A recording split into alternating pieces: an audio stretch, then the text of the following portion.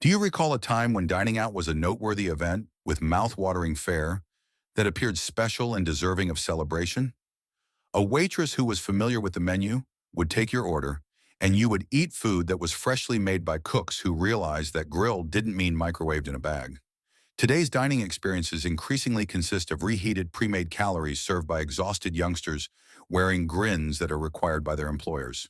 Today, we're exposing the three chains that still understand the value of fresh food and friendliness, as well as the seven restaurant disasters that are concealed beneath well-known trademarks. Because microwave dinners aren't enough for a short existence. Let's explore the harsh reality of the restaurant industry in America by subscribing. Let's start with the bad guys in casual dining.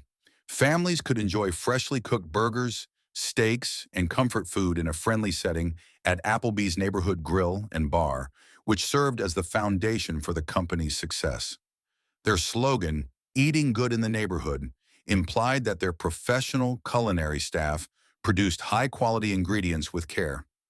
Applebee's has been America's favorite family restaurant for decades because it consistently provides good casual dining experiences at affordable costs. Families looking for dependable dining experiences become devoted patrons thanks to the riblets, spinach artichoke dip, and traditional burgers. Nowadays, however, Applebee's has evolved into a microwave business masquerading as a restaurant, with the majority of its menu items coming prepared and only needing to be warmed upon request. Former workers disclosed that the renowned spinach artichoke dip is made from a bag that is heated in a microwave, while the fresh from the grill products are actually frozen dinners that have been microwaved. Multiple sites' health inspection reports reveal recurring infractions, such as unclean soda nozzles, unsanitized kitchen utensils, and potentially dangerous goods kept above safe temperatures. Inspectors in Springfield, Missouri, discovered dirty food utensils and equipment infractions that point to ongoing sanitation issues. Applebee's views both employees and customers as opportunities for profit extraction, rather than as human beings deserving of respect, as demonstrated by the 2022 internal memo controversy that exposed corporate executives celebrating high gas prices because economic hardship would force desperate workers to accept low-wage employment. With the hope that familiar branding would divert attention from the systematic degradation of food quality and human dignity, Applebee's was using nostalgic associations with neighborhood dining to sell microwaved, frozen food to customers while treating employees like throwaway resources. This is the updated Olive Garden portion, complete with breadsticks in 90s style. By portraying itself as a genuine Italian restaurant that united families over classic dishes and those fabled endless breadsticks, Olive Garden dominated the casual dining market of the 1990s. Customers looking for warm hospitality and comforting Italian food were emotionally connected to their "When You're Here, Your Family" ad. During their peak in the 1990s, the restaurant chain created the casual Italian dining market in America, bringing pasta meals and Italian flavors to families unable to afford fine dining establishments. Olive Garden's limitless soup, salad, and breadsticks became a cultural phenomenon that made it the preferred family celebration spot and offered real value for guests on a tight budget.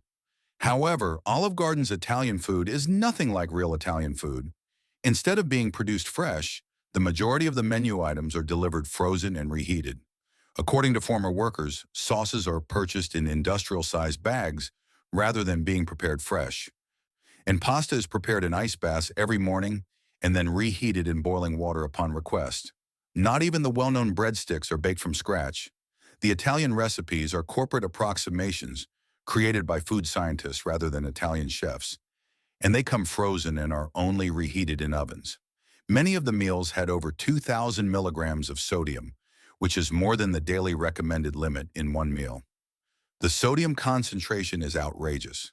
By offering industrially processed food that would be illegal to call Italian in real Italy, Olive Garden was taking advantage of Americans' nostalgia for Italian dining experiences from the 1990s and using breadstick memories to divert attention from the systemic erosion of quality. This is the updated Buffalo Wild Wings section, which gained prominence in the 2000s. The 2000s saw Buffalo Wild Wings soar in popularity because they positioned themselves as the best place to watch games while savoring real Buffalo-style wings and built their brand around a sports bar environment and wing expertise. Their wings, beer, athletics, identity appealed to the sports bar craze of the early 2000s by offering authentic wing experiences in a lively setting. During their zenith in the 2000s, the restaurant successfully established the modern sports bar dining category by mixing a variety of TV screens with wing options that catered to patrons looking for game day experiences away from home. With the right sauces and cooking methods, Buffalo Wild Wings' classic bone-in wings were genuinely delicious, making it the ideal spot to watch NFL games and March Madness. However, by promoting boneless wings, which are essentially chicken breast nuggets rather than deboned wings, Buffalo Wild Wings executed the ultimate wing scam. Customers were being misled about what they were getting, with boneless wings that included no wing flesh at all, according to a 2023 class action complaint.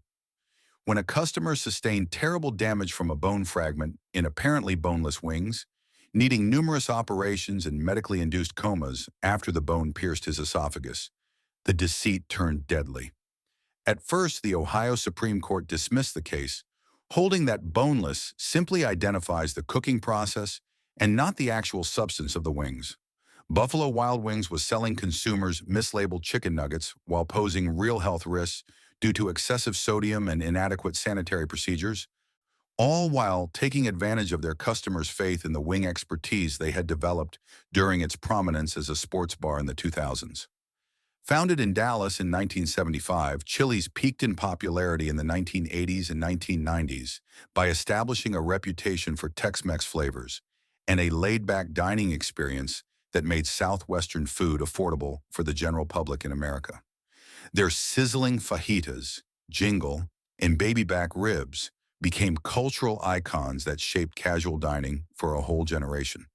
During the 1980s and 1990s, the restaurant company invented a number of casual dining ideas that were eventually imitated by other restaurants.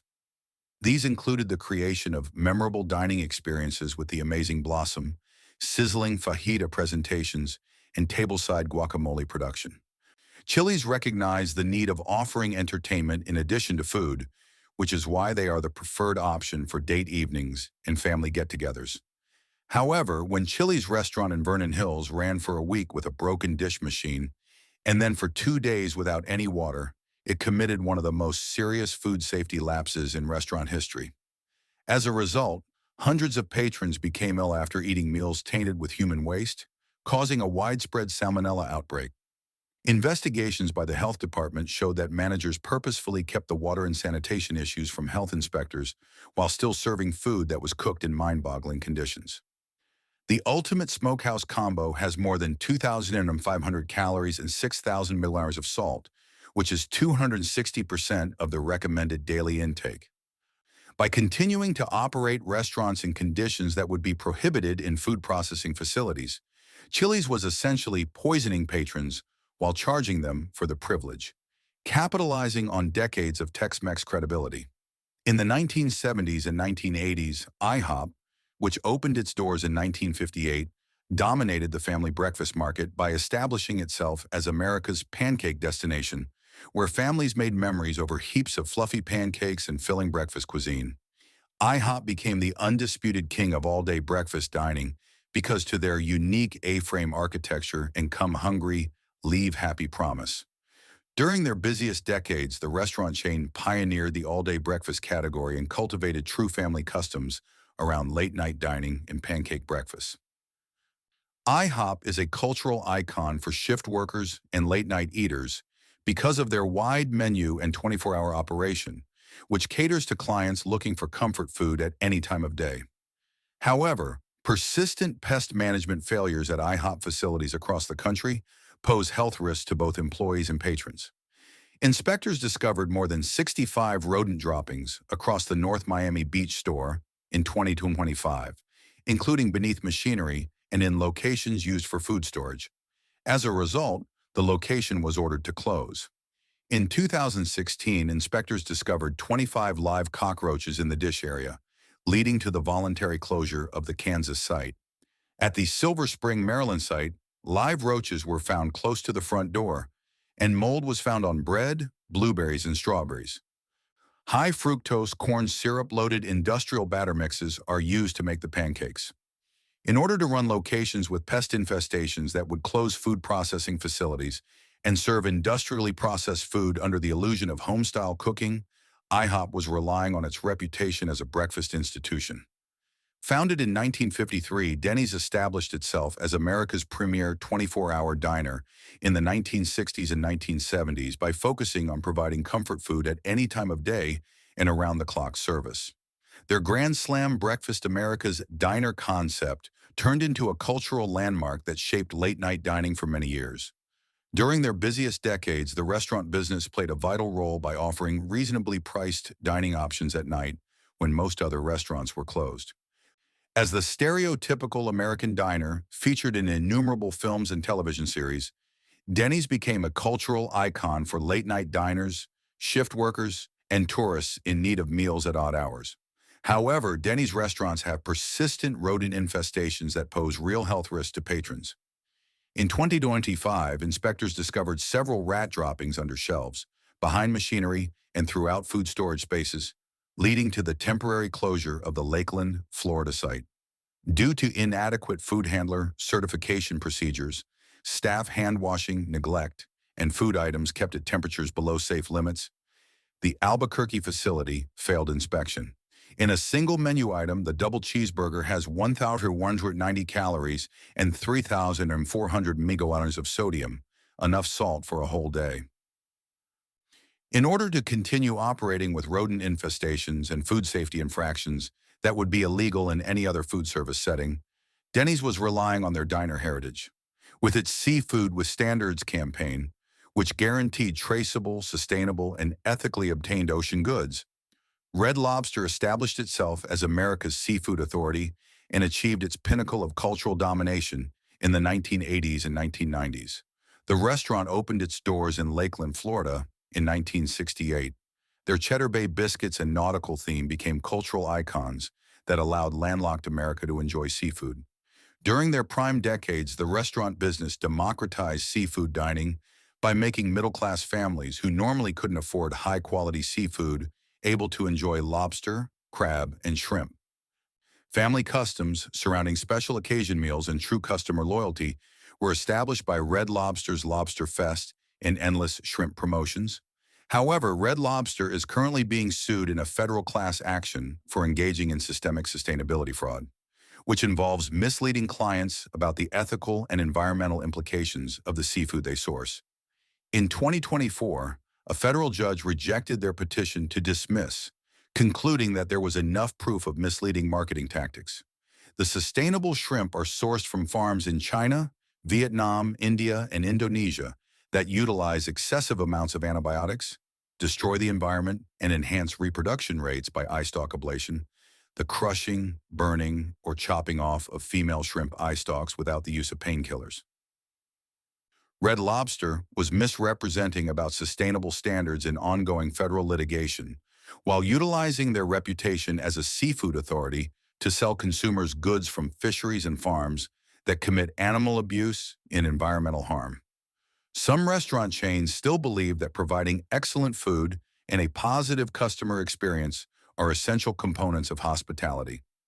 To find out which chains are still worth your money, click the subscribe button and stay put.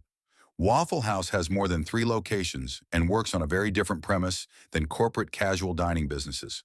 Total openness by allowing patrons to observe each stage of food preparation in open kitchens.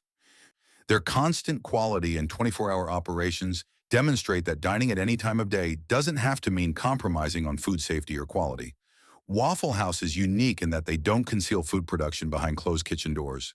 Consumers can watch as their waffles are prepared to order, their hash browns are cooked on sanitized griddles, and their eggs are freshly cracked.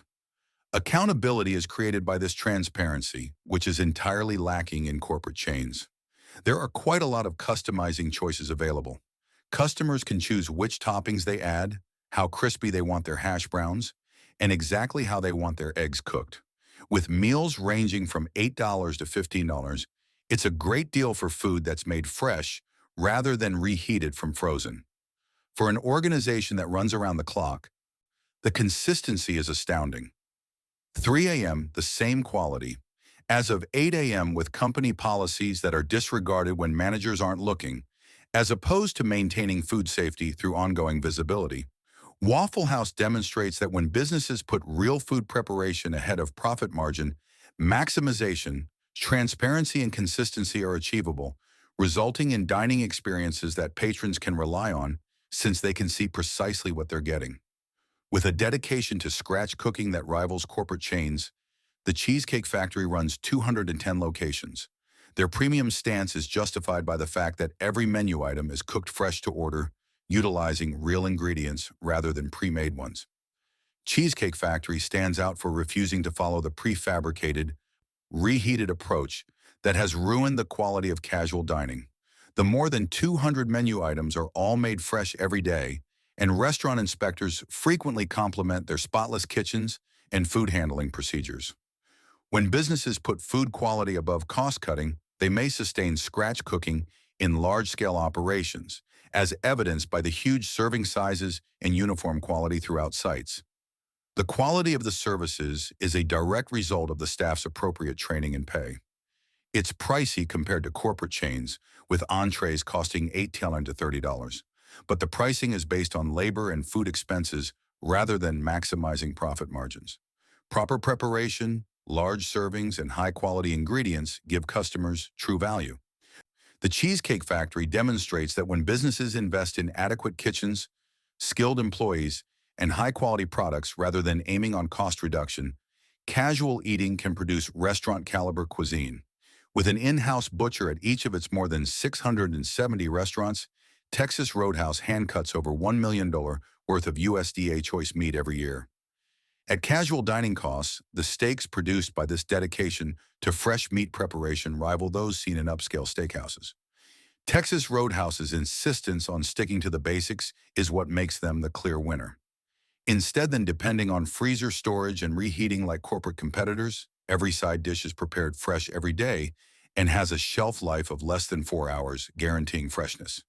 Instead than being prepared in advance and reheated, the steaks are freshly seasoned and prepared on real barbecues to order.